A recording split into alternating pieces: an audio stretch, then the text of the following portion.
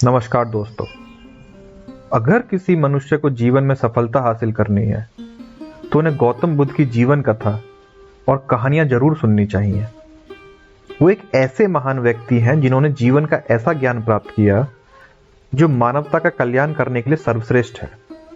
और बच्चों को इनकी कहानियां जरूर पढ़नी चाहिए ताकि कम उम्र में ही तार्किक शक्ति और बौद्धिक स्तर का विकास हो सके।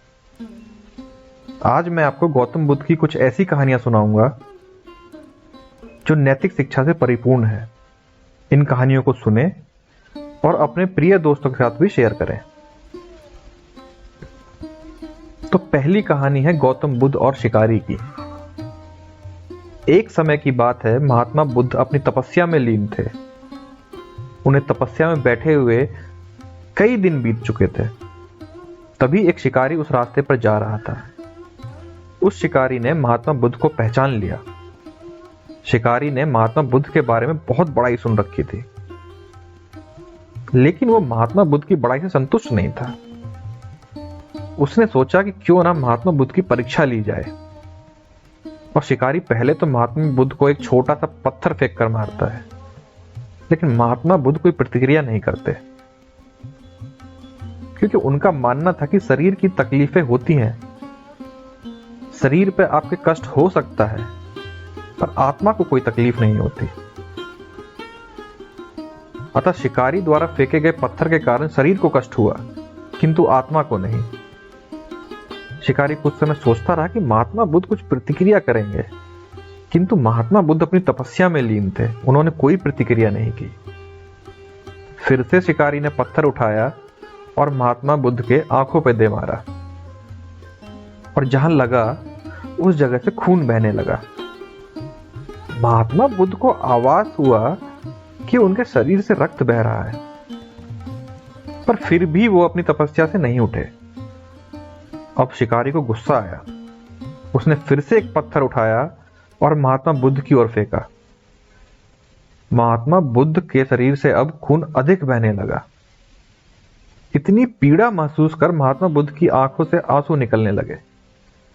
शिकारी ने महात्मा बुद्ध के पास जाकर पूछा, आपको जब मैंने पत्थर मारा तो आपने कोई प्रतिक्रिया नहीं दी।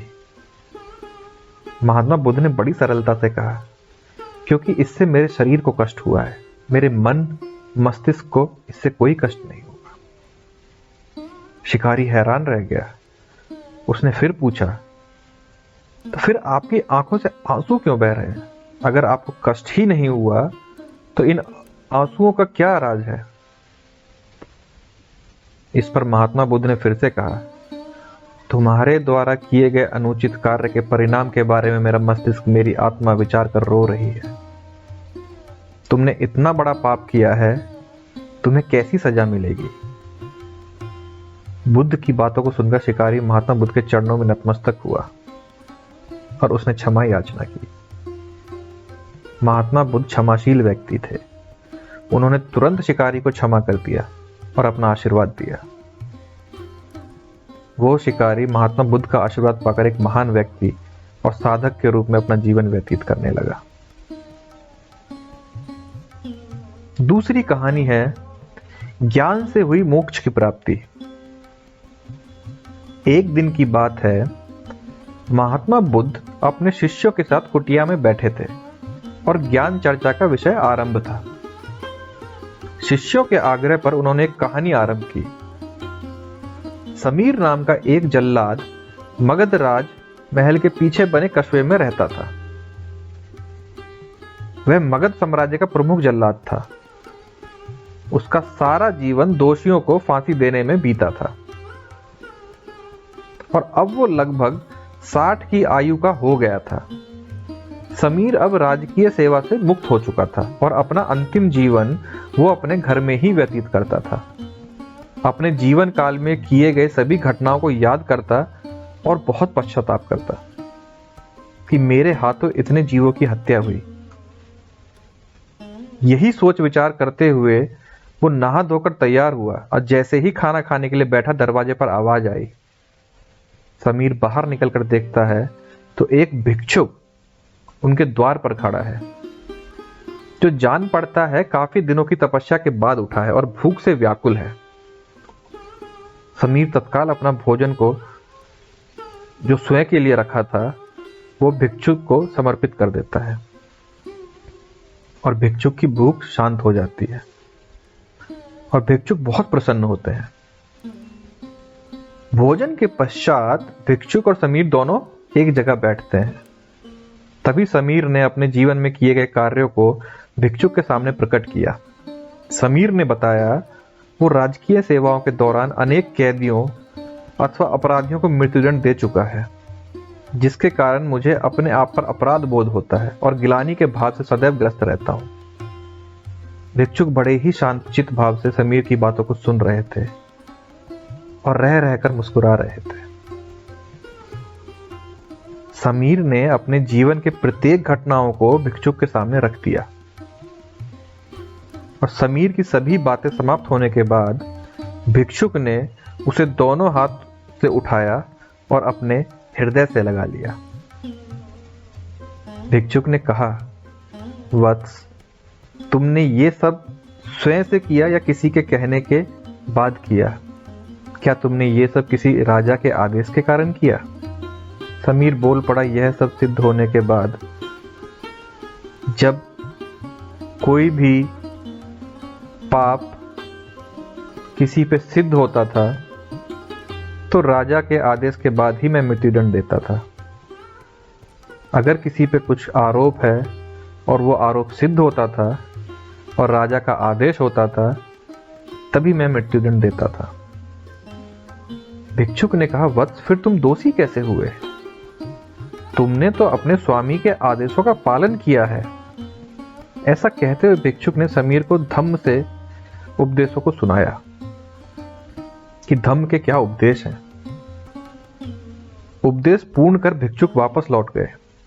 समीर जैसे ही भिक्षुक को विदा कर वापस आता है उसकी मृत्यु हो जाती है। उसके उपरांत उसे मोक्ष की प्राप्ति होती है। कहानी अंत कर महात्मा बुद्ध शांत हुए।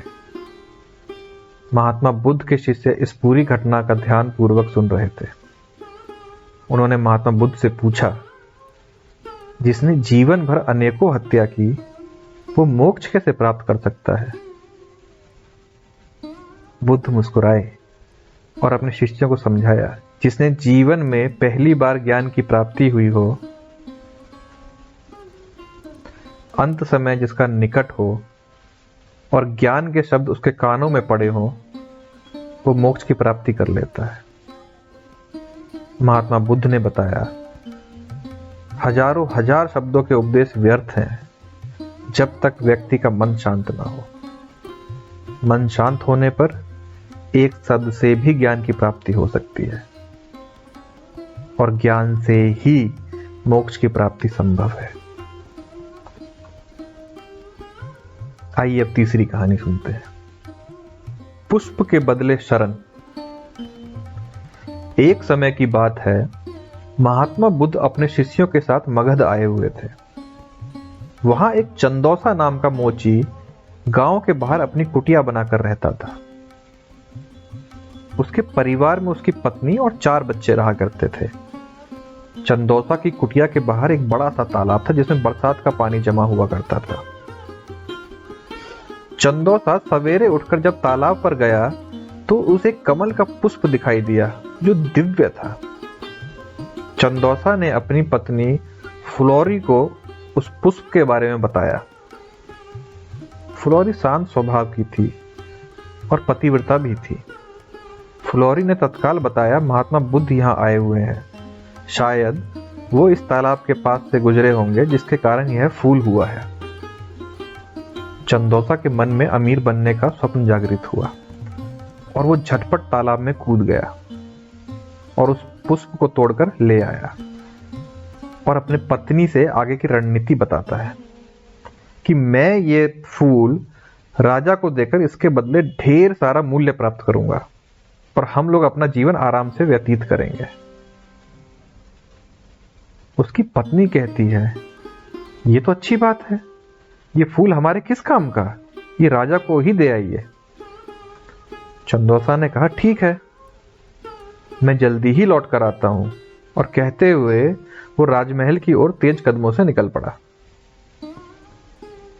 अब रास्ते में चंदोसा को तेज कदमों से जाते हुए एक व्यापारी देख लेता है और उसके हाथों में वो दिव्य फूल देखकर व्यापारी के मन में उस फूल को प्राप्त करने की अभिलाषा जागृत होती है। व्यापारी आवाज देकर चंदोसा को बुलाता है और उस पुष्प का मूल्य पूछता है।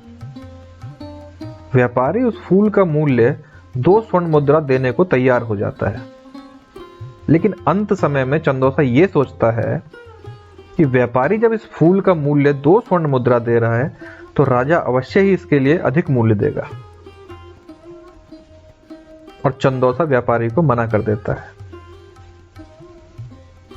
व्यापारी को ना करते हुए वो राजमहल की ओर दौड़ता हुआ निकल जाता है। रास्ते में राजा उसे आते हुए दिखाई दिए। चंदोसा ने वह फूल राजा को दिखाया।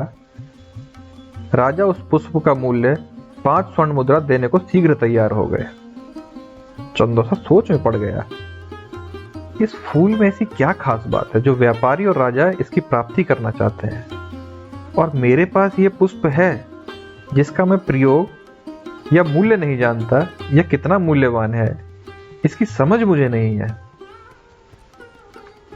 अचानक चंदोसा का दिमाग घूम गया। उसके दिमाग में बिजली सी कौंध गई। वो राजा को भी ना करते हुए महात्मा बुद्ध के शरण में पहुंच जाता है और महात्मा बुद्ध के चरणों में गिरकर वह पुष्प उन्हें समर्पित कर देता है और अपने शरण में संरक्षण मांगता है। महात्मा बुद्ध चंदोसा को उठाकर हृदय से लगा लेते हैं और उसे अपनी शरण में लेते हैं। चंदोसा को ज्ञान प्राप्त होता है और फिर वो अपने समाज में ज्ञान के माध्यम से समाज की पीड़ा हरने का प्रयत्न करता है और आजीवन महात्मा बुद्ध का शिष्य बन जाता है। धन्यवाद दोस्तों। अगर आपको ये वीडियो पसंद आई हो, चैनल को सब्सक्राइब करें, लाइक करें, कमेंट करें। Thank you so much for the support.